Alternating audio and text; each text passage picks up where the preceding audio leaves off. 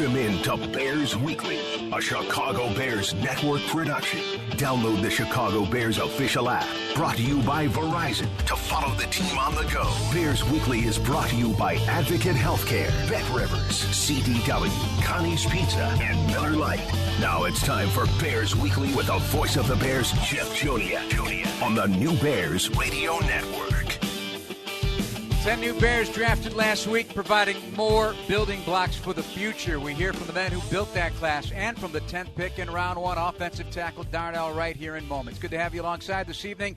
Great weather here in Chicagoland, beautiful, and this is Bears Weekly on ESPN Chicago and the Bears Radio Network. Joining me as always, my broadcast partner Tom Thayer, and from SiriusXM NFL Radio's Moving the Chains, Jim Miller. We're here tonight until 7 o'clock. Our producers, Dan Briley, Jordan Tredup. Thank you to the executive producer of the Bears Radio Network, Eric Ostrowski. And thank you, Jake Kent, to taking care of business at the ESPN 1000 studios. Gentlemen, reactions dominating the headlines over the course of the week. Of course, everybody's grading everything. We don't do that. But what do our experts believe happened here? Tommy, we'll start with you, and good evening. Big Jeff, thanks. You know, what all I'm looking forward is to getting the rookies on their feet. And look how they take the classroom onto the field. And look to see what their assets have been presented to us before they were ever drafted, to see really how they fit into that role, to see how they're going to be able to fit into the competition of the position that they've been picked for.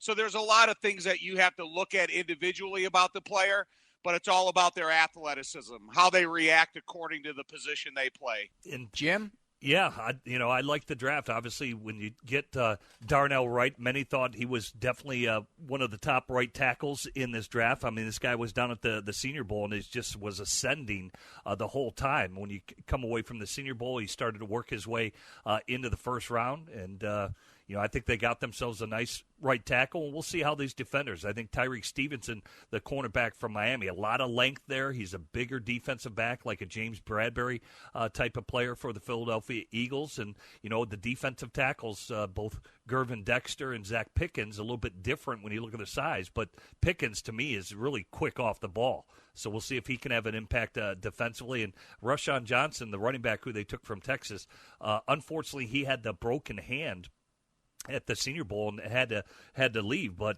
when you're sharing time with one of the best running backs in the draft, Bijan Robinson, this guy is still a quality back that I think can be a player for the Chicago Bears as well. But a lot of picks. We'll see where they all find a spot and if they can all fit, and they'll have that opportunity. Because, again, I don't think there's any sacred cows or anything slated for everybody just to be an automatic starter. These guys are going to have to earn it. Bears already reportedly agreeing to terms with their fifth-round picks, linebacker Noah Sewell out of Oregon and cornerback Terrell Smith out of Minnesota, two very athletic and very nasty players at their positions. All right, before we break things down, coming up tonight, we've got Ian Cunningham, the Bears' assistant general manager, kind enough to join us for a second consecutive week. He'll join us live coming up at the bottom of the hour. We'll also hear from general manager Ryan Poles. But I had a chance to sit down right after the draft and his arrival in Chicago with the first-round pick, the 10th pick in the draft, and hopefully signaling a long 10-year career in Chicago. Tackle Darnell Wright. For me, it's always an honor to interview guys who get to this level because you're 0.1% of the greatest athletes in the world to get the honor of playing this game. And then you're doing it now for this franchise. Charter franchise of the National Football League, just dripping with history. How's that settle for you?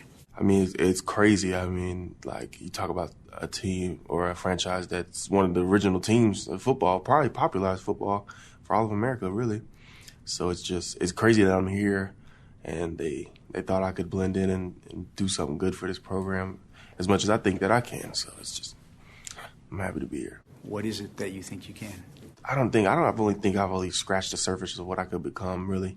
And I'm just happy to take that next step and see what that next level is, Yeah, well, now you don't have to study classes anymore. You don't have to be a college student. Now you're a businessman, right?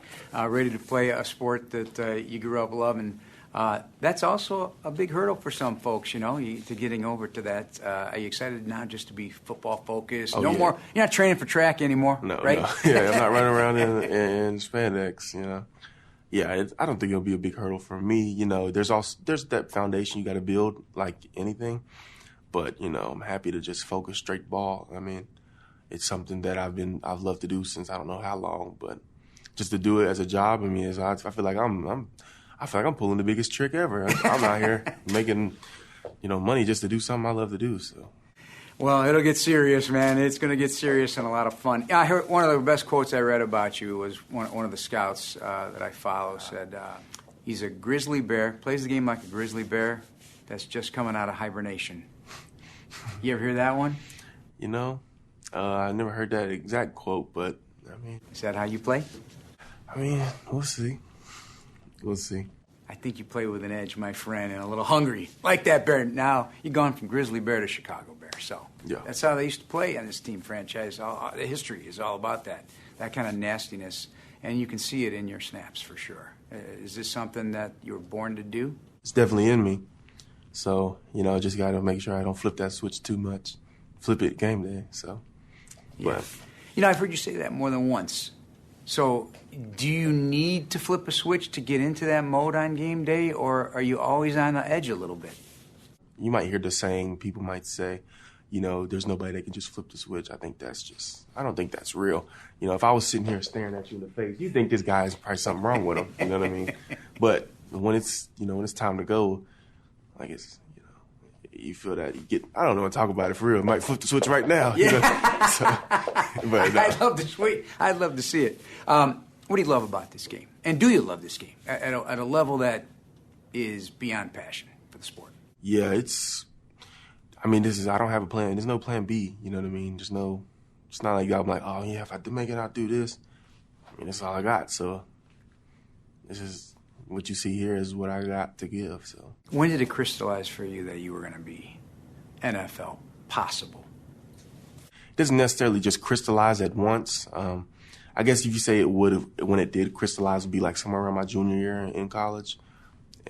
But you go through those times where you think maybe I'm not good enough, but then you get better and then you think, oh, I can really do this. So it changes, but we're here now. So yeah, I think the SEC can make a lot of players think they're not good enough because it's essentially an extension of what we have right now in the NFL, right? You faced everybody. You can go all the way back to your freshman year. Did that harden your edge to get here to play the same? It's not going to be too big for you. Yeah, and definitely it's not going to be too big, and I've obviously NFL, you're not going to get the competition that you're going to get you're not facing NFL players every single player in the SEC, but it's the closest, like you said, it's the closest you can get to it, and it definitely helped me a lot. Would it be fair to say it seems like maybe you got up for the big ones though? I think doesn't everyone? I think everyone. It's hard to not to. And in this league, everyone's the big one. So if that's my problem, I guess we're all good. Yeah, I enjoyed the personality. And, you flip on Tom and Jim, the tapes of his play against Georgia, his play against Will Anderson in Alabama. Those are very signature moments, and he really hauled himself up really well. Tom, overall reaction, and head over to Jim. The thing about it is when you're 6'5 plus 333 pounds, you don't blend in. You are it. The reason that you were picked in the first round is you have to come in here and be a difference maker on this football team that struggled last year on the offensive line and is searching for immediate help. So this is not a passive approach to football. In the flipping the switch thing, I think it's more of a game day adrenaline. You don't carry the same adrenaline around with you Monday through Saturday during the course of week of preparation and practice, but you have that adrenaline flow unlike any other on game day, whether it's Saturday, Sunday, Monday night, Thursday, whatever the case is. So I like his personality. I think he'll be more engaging the more time he has, but Darnell, it's not time to blend in. It's time to be it. Yeah, he's definitely not a Band-Aid on the offensive line. This guy's going to be a foundational player. Agree with the tape on Will Anderson. He kind of just swallowed him up that whole game against Alabama. When I talked to Darnell, he thought the toughest pass rusher he went against was B.J. Ojulari. But this guy's a bulldozer. When he gets his hands on you, forget it. It's over. He can physically redirect you, and very rarely do you see that happen in the NFL where an O-lineman can physically move a defender. Normally it's about stalemates. Tom can talk about that, but this guy can physically redirect defensive opponents that he's going against. This is a very strong football player. Yep, 6'5" and 3/8, 333, the last listed weight for Darnell Wright, who was named the best blocker by opposing linebackers and defensive tackles during Senior Bowl practices. He definitely had a great week. When we come back, a conversation with General Manager Ryan Poles. This is Bears Weekly on ESPN 1000 and the Chicago Bears Radio Network. This is Bears Weekly with the voice of the Bears for 23 years, Jeff Joniak, on the Bears Radio Network. College student one day, prepare for the combine and all the testing season the next, drafted, then you're in town, meet the media.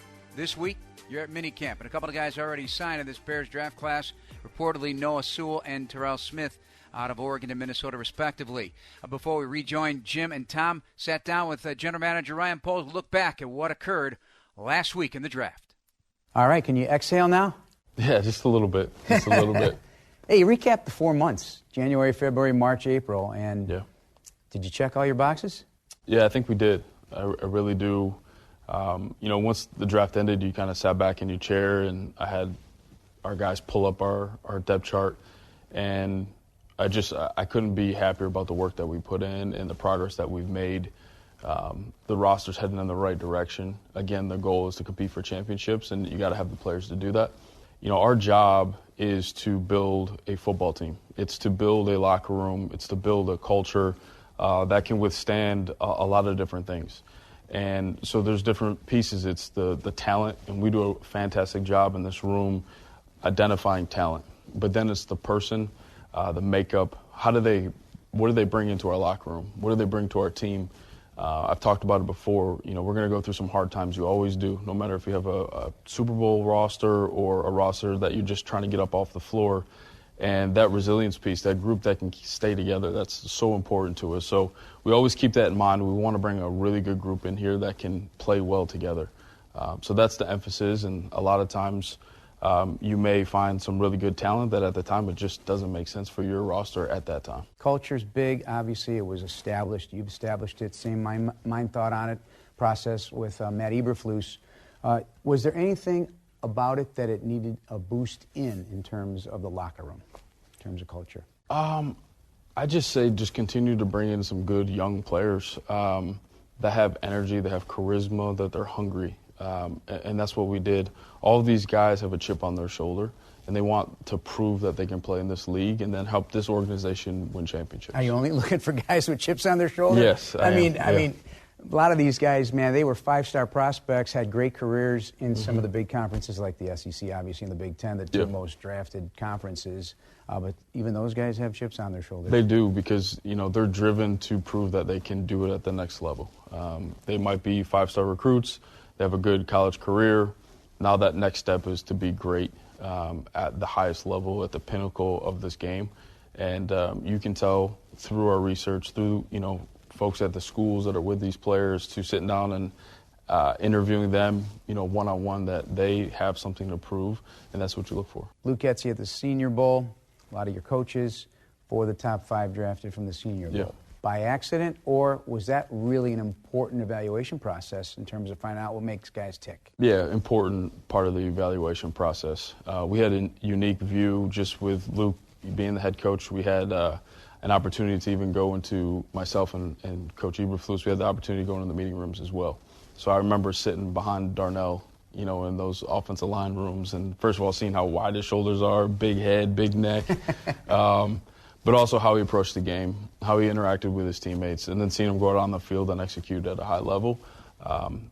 Being up close and personal, you got to feel that part. And then just when you get good competition going against, other top-end talent, you can see how they react. I remember, Stevenson, just the poise that he had in coverage and the speed and the size and his press technique up and close and personal. So you carry those things through the process, and I think it helps.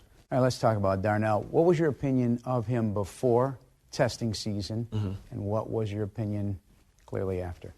Yeah, I think we did a good job identifying that he was going to be a good tester for his size, and I try not to get too crazy with the testing part for offensive linemen, but you want some of those top-end traits in your guys.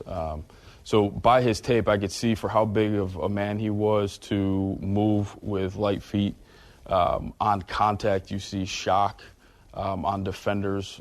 And from there, you can see, okay, this guy's explosive. He's got good quickness. We look at lean body mass. He's got big lean body. He's a big human being. He's got functional mass to him.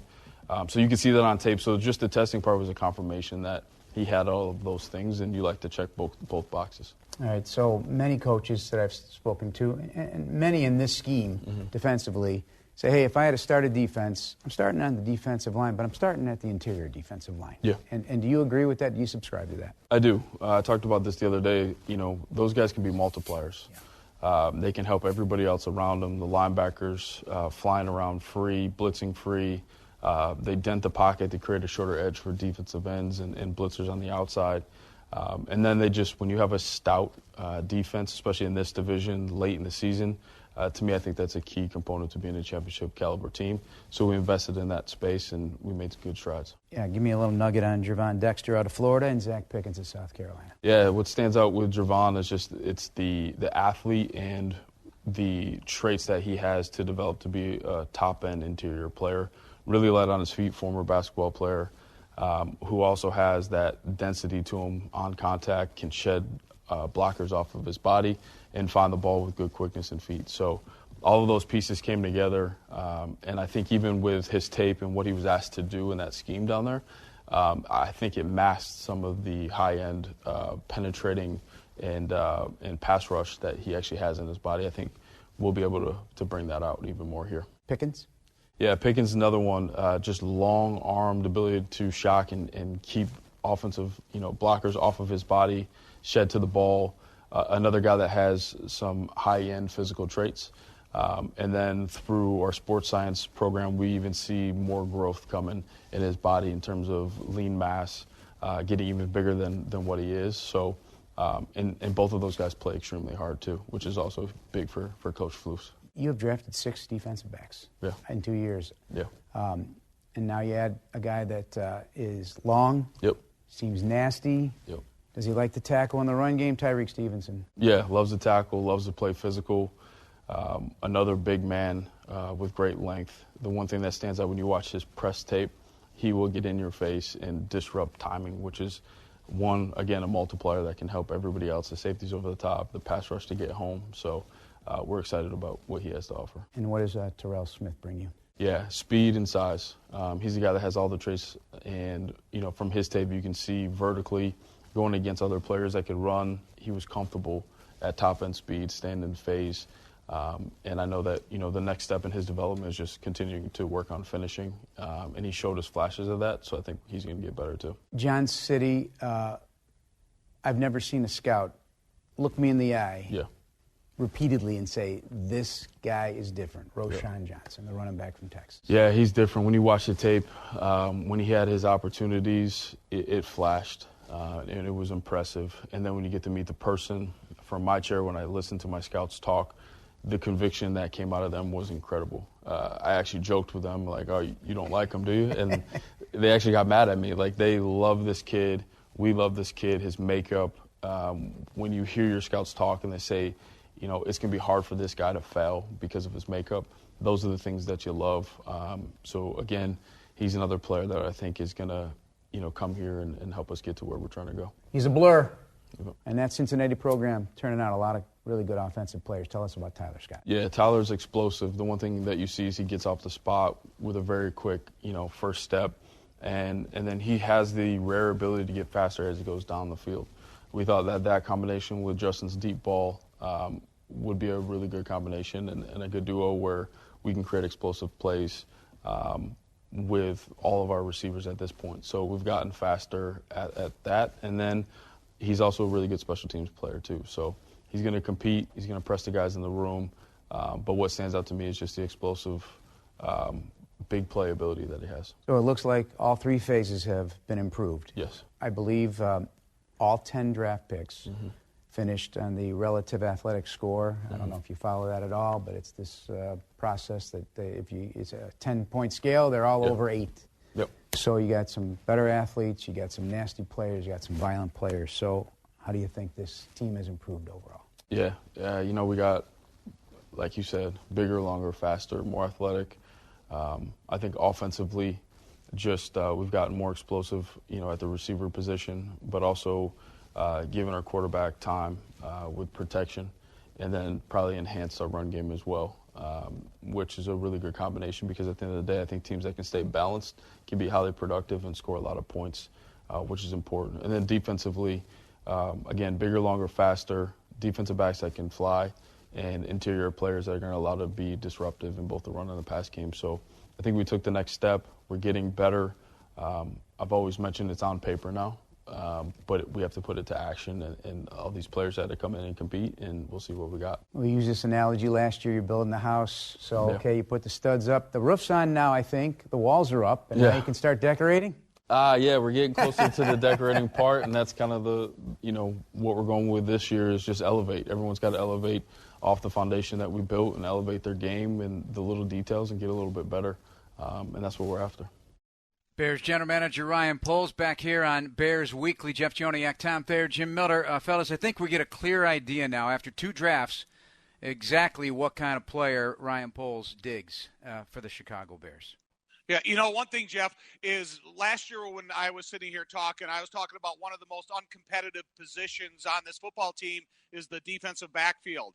I think with the picks that you mentioned, 6 picks in the last 2 years, the defensive backfield is probably the most competitive position on the football team right now. And it's high-quality competition. From the experience the guys got that were drafted last year to the traits that you see on tape of the young guys he's bringing in this year. So I'm excited to see the continuous development of that position. However, it's about the offensive and defensive line, how they improve and how they make the running back and receivers better on offense and the linebackers and defensive backs better on defense. Jim, anything signal in that conversation that caught your attention? Well, I think it's clear they do value traits. When you look at the players' numbers, whether it's the broad jump, the vertical jump, these are explosive numbers that they're looking for. We call it the explosion. There is an explosion number out there. It's the bench plus the broad plus the vertical, and these guys all tested well in those where they get close to a good explosion number is 70. If those add up to 70, it's an explosion number. Clearly, they value the traits. Obviously, the size aspect when you draft in cornerbacks that are over 6 foot. I think those check all the boxes there. And I think the key thing that he said there about, here they're trying to make this jump from year 1 to year 2 under Eberflus. Last year they're watching tape of Indianapolis, right, and hey, this is how I want you to play defense. This year they'll be watching themselves, at least for the players that have been in there, and these players will now see what the Bears are trying to accomplish offensively and defensively. But they'll be watching Chicago Bear tape at the end of the day and what is expected, where it needs to be, and really they'll learn a lot faster, in my opinion, in how they incorporate these young players into it, watching what they're trying to do as their own team on tape rather than, say, a team, because it's always odd. I remember, Coach, we go in there, we were going to watch a lot of, when we were installing the West Coast offense, we watched a lot of Raider tape. And here I'm watching Rich Gannon, and hey, this is how they do it. This is how we want to do it. But then when we get in year 2, we're watching ourselves. Oh, we need to be better here. This is where we need to be better. But it's about yourself in order to make that jump and take it to another level. And I think that's a good thing for the Bears. I enjoyed the conversation. I love the idea that he thinks all his 10-member class and maybe these undrafted free agents that they just signed officially, it just came out, the 14 that'll join the rookies at rookie minicamp starting tomorrow, that they have chips on their shoulder. I know Jim Miller did. I know Tom Thayer did for sure.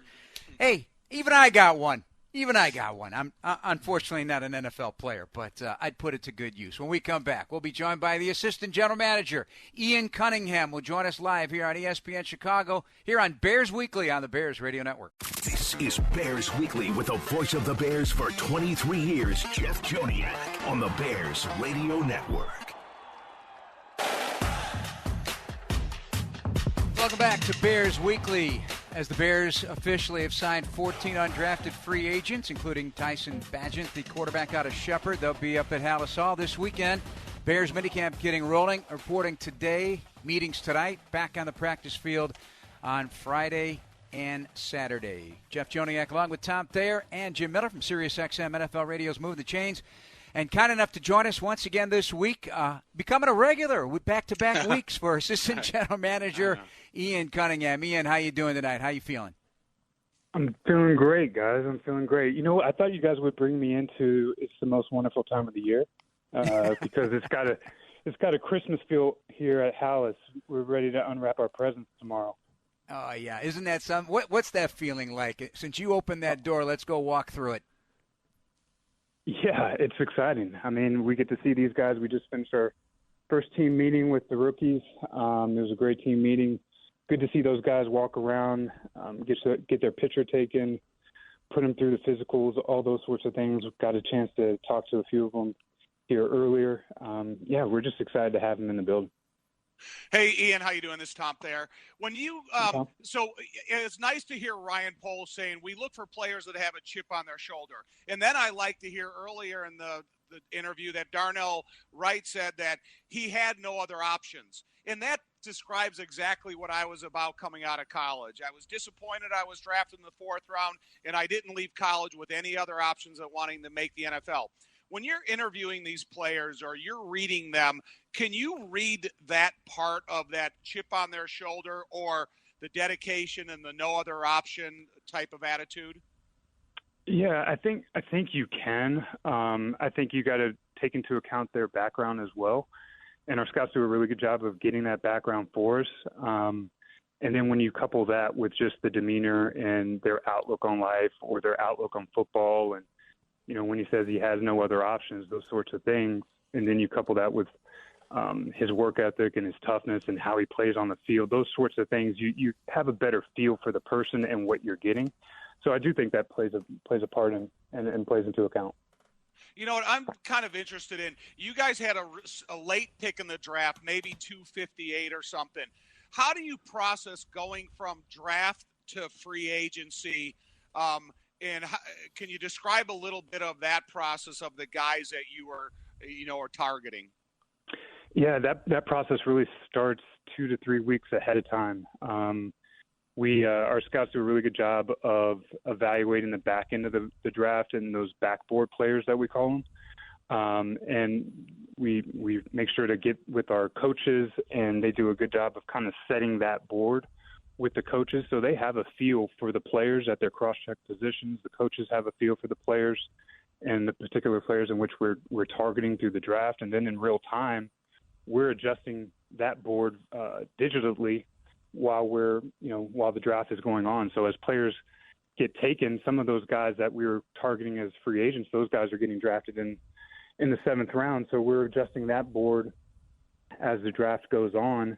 And once the draft is over, we're making sure the coaches and our scouts are talking to the players and trying to recruit those players here. And we have a lot of coaches that have had experience in recruiting before, so they do a really good job of getting on the phone with the players and the agents trying to get those guys here. And I feel like we did a really good job of getting, 14 undrafted guys here, and we actually have 33 tryout guys here tomorrow and this weekend too.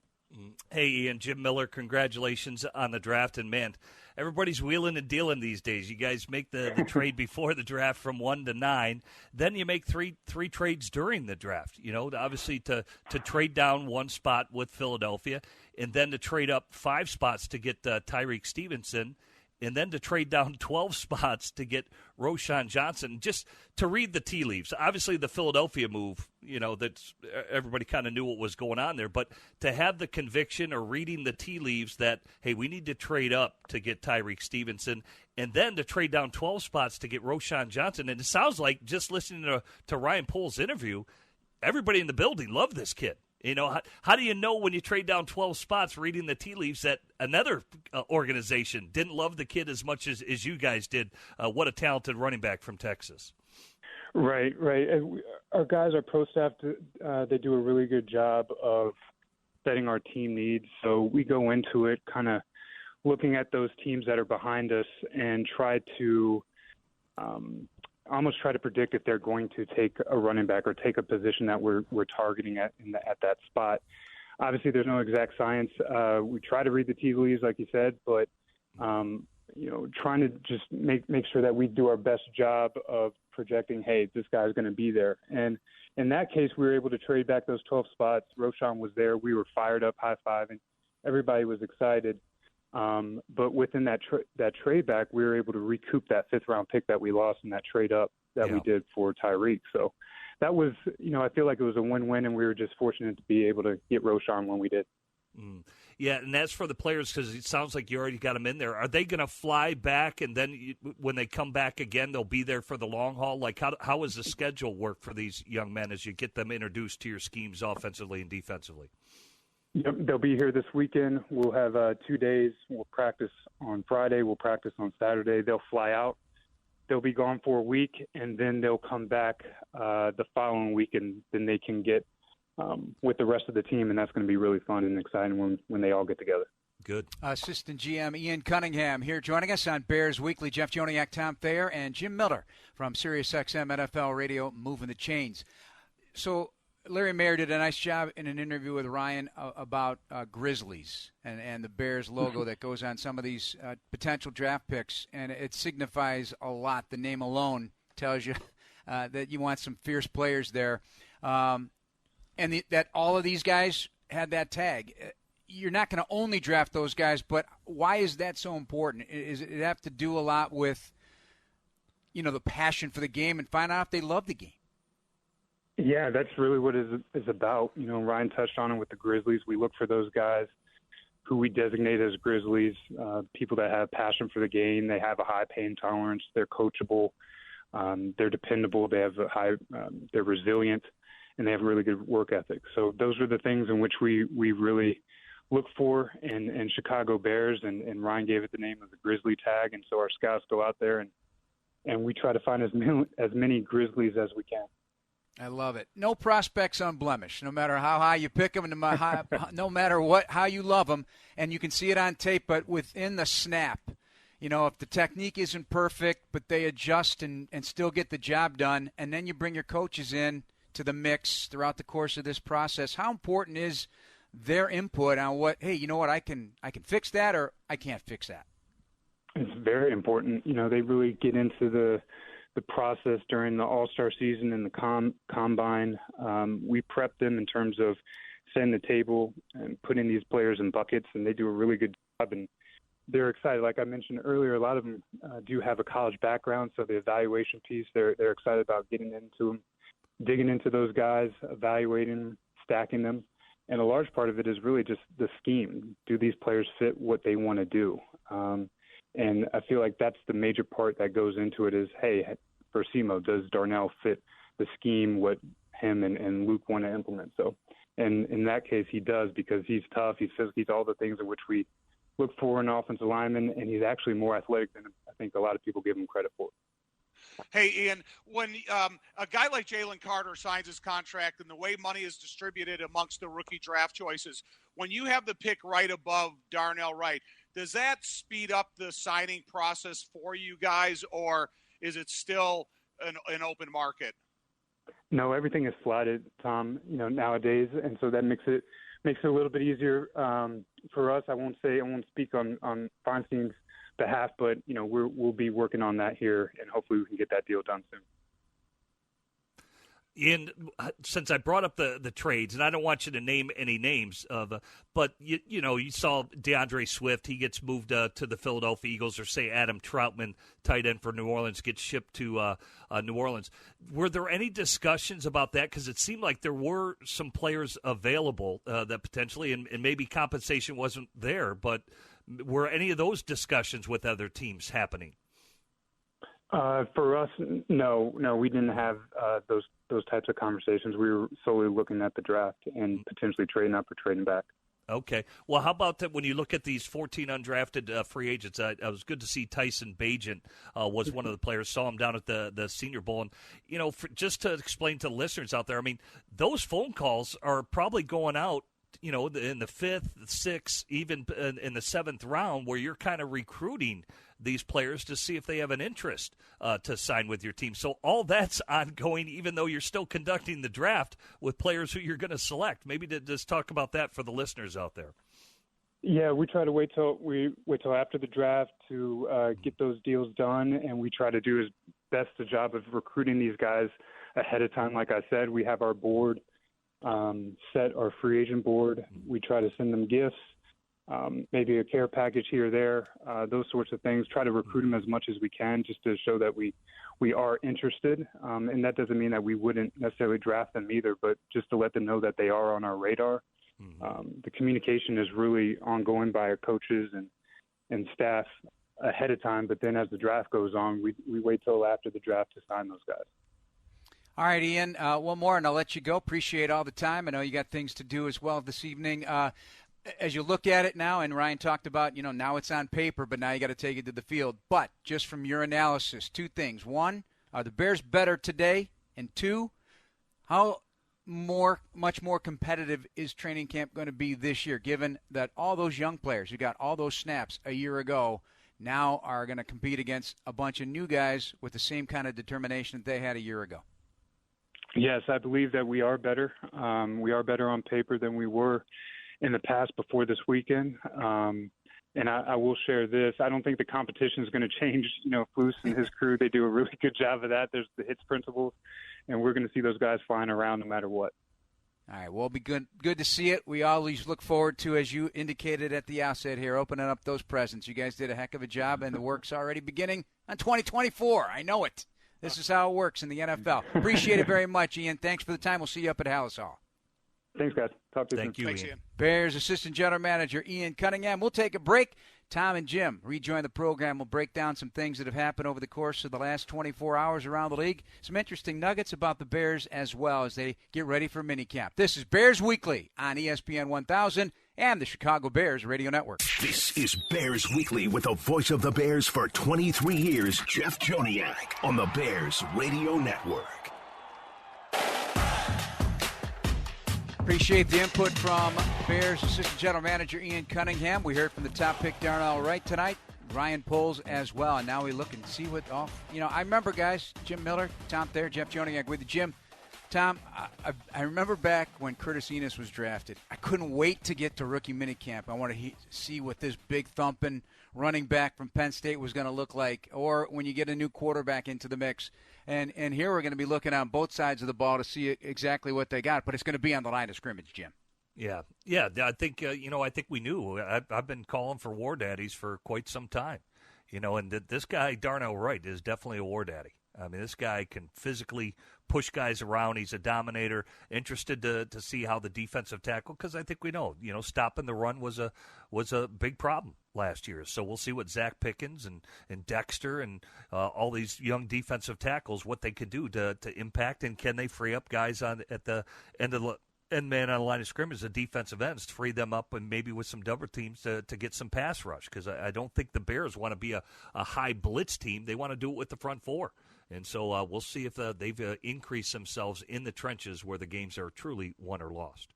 Rookie minicamp after the draft, it's the eye test. Hey, do these guys look what they're presented to be? My freshman year at Notre Dame, the incoming freshmen, we came in for a week of practice in full pads. And I remember the day you're thinking, okay, I'm a freshman. I'm part of this crew. I'm going to win a job here. And all of a sudden you walk in the cafeteria and there's all the upperclassmen. And I'm thinking, whoa. When I thought I had this week of great practice, all of a sudden you start seeing all the upperclassmen on this football team. And so I think that's one of the things that these players have to overcome. Yeah, they're going to come in here for rookie minicamp. They're going to look good amongst their peers of all the same age and the same experiences.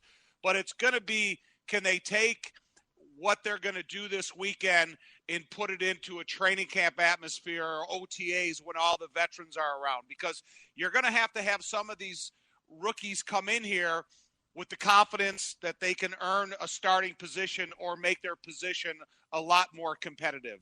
All right, I got a good one for both of you. All right, this one, I'll be interested to hear your opinions. I'm going to start with Jim, but it's all about the interior of either side. Yeah. Have guards and centers gotten better over time versus interior defensive linemen, or have interior defensive linemen become more athletic, quicker off the ball, and more of a concern to deal with, in your opinion, say in the last 5 to 7 years? And how is this evolving with spread offenses from college to the NFL incorporated here? That's a good question. part of me thinks it's a wash, but part of me thinks the offensive players have gotten better because you do see defenses getting lighter and speedier because they, quote-unquote, want to cover every blade of grass. But here, yet, teams are still drafting for size and traits that we're just talking about. And the Bears did get bigger. Like, if you go look at Pittsburgh Steelers draft, they got a lot bigger as a team. And I do think the trend is because they think defensive players are becoming lighter and speedier that they want to pound them a little bit more. And plus, you just look at the rushing averages of teams. You know, here the Bears led the league in rushing, but look what the trench warfare for Philadelphia did, right? They kind of ran themselves to a Super Bowl, right? Because they've got big, athletic offensive linemen that can deal with these speedier defensive tackles, right? Lane Johnson, you got Kelsey there, and you just look at how that team's built. That offensive line can get it done. So I would probably lean towards the offensive linemen getting a little bit bigger to take advantage of some undersized defensive linemen in college. You know, if I had the opportunity to play against a bigger, slower defensive lineman, that's what I would want to play against. I played against Leroy Glover. You know who John Randall is. You know what Aaron Donald has been able to accomplish in his time. If you have guys like that, and I'll even go to Keith Millard when he was in the 1991 defensive MVP, that was hard to get your hands on when you went to block him. These guys that had superior quickness made me more nervous than the guys that you knew exactly where they're going to be, because then it's about creating that stalemate, you know, getting a little bit of movement with the double team that you're concentrating your block on. So, years ago when it was all about the Ted Washingtons and the Dan Salamuas and those type of huge guys that were hard to move, now it is, you know, some of these guys that have superior quickness can make a slow offensive guard or a center that's a little bit undersized movable, and then that takes up the interior of the performance of your interior offense. It's going to be interesting across the board. You know, just watching, for example, Dexter, watching him, you know, he is a basketball player, Jim, for the better part of his growing up. But, you know, you see him on tape, and yes, sometimes he plays a little too tall or whatever, but looking through the offensive lineman, looking into the backfield and shedding that guy and still making the tackle in the gap, those are the things I'm interested to see him at this level if he can handle that, you know? Yeah, well, I just think when you look overall, I mean, like, what did Philadelphia do in order to shore up their defense before the Super Bowl? They signed in Ndamukong Suh and Dalvin Tomlinson, right? They wanted to get bigger. And I do think, you know, there's a place for the penetrating guys like Aaron Donald. But I think even the Rams know when you look at the undersized defensive tackles that beat you with speed and quickness, they'll move those guys around a lot. People just think, oh, yeah, he's a explosive three technique. No. If you go look at the Rams, they play him at 5. They moved him up and down their defensive line the year they went to the Super Bowl. So that type of athleticism does have its place, and then I think there's the size guys that have their place too, like what Philadelphia did prior to signing those guys late in the year to just get bigger up front defensively, where you can present kind of both schemes at your opponent. You know, sometimes you have to give these guys a little bit time on the shelf to see how their basketball traits convert into football players. Sam Clancy is a guy that played for the Cleveland Browns. He played basketball for Pitt, but he was a great NFL pro. There's a really long guy that used to play for the New Orleans Saints named Jumpy Gathers, and he was able to use his length as such an asset. So if you can take your tools and turn it into an asset and make it super difficult for the offensive line to maintain controlling position, that's the traits you're looking for. Back for our final segment here on Bears Weekly after a timeout here on the Bears Radio Network. This is Bears Weekly with the voice of the Bears for 23 years, Jeff Joniak, on the Bears Radio Network. A few minutes left before we close out this week's show, so we go on our lightning round, guys. Jim, the NFL Players Rookie Premiere. 45 players get invited. What's going on? Unless I haven't paid attention. Bears are going to get Roschon Johnson and Tyler Scott, their fourth-rounders over there. Jalen Carter of the Eagles, Tyree Wilson of the Raiders, and Houston's Will Anderson. The only 3 defensive players. Everybody else is offense. So what's going on with the defense?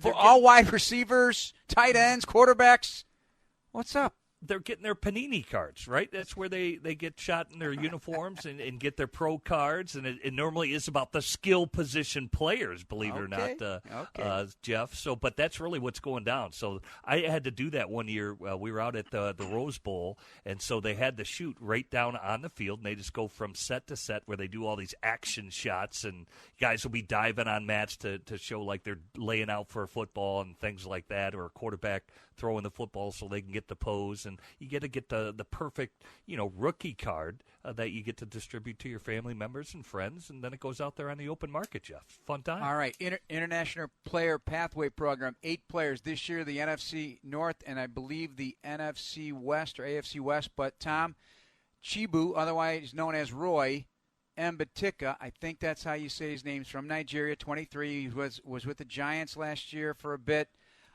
He is now been given to the Bears. He is 6'8", 331 on the leg press recently. I don't have kilograms versus pounds, but I was counting the plates on the bar. It was significant. The guy's super strong. Interesting offensive lineman prospect here. Yeah, I played with a 6'9" offensive lineman in college. And the point of emphasis there is you have to kind of fabricate your bendability, especially in your knees. If you're that tall, you still have to win the game or leverage. So when you bring a player into the mix that really doesn't have a lot of experience, you just have to start explaining the fundamentals so he understands them. He was discovered and trained by O.C. Umenyor, is doing a great job there in African nations, and the Nigeria pipeline continues. 6 of those 8 players are from Nigeria. The Eagles, of course, hit the jackpot in 18, drafting Australian tackle Jordan Mailata in round 7, became a starter and a very good player. That's going to do it for tonight's show. Thanks, fellas. Jim Miller, Tom Thayer, thanks to Ian Cunningham. Eric Ostrowski, our executive producer on the Bears Radio Network.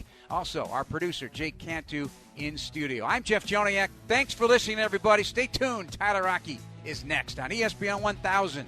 Good night, everybody. Thank you for listening to the Chicago Bears Network presentation of Bears Weekly.